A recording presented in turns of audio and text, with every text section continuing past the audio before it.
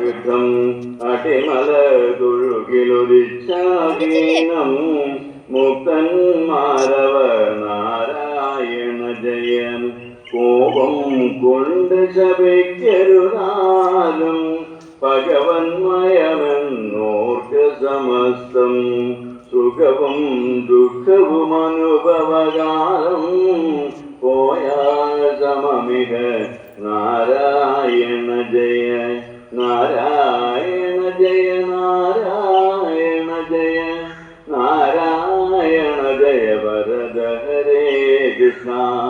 നാരായണ തവ പാദ സരോജം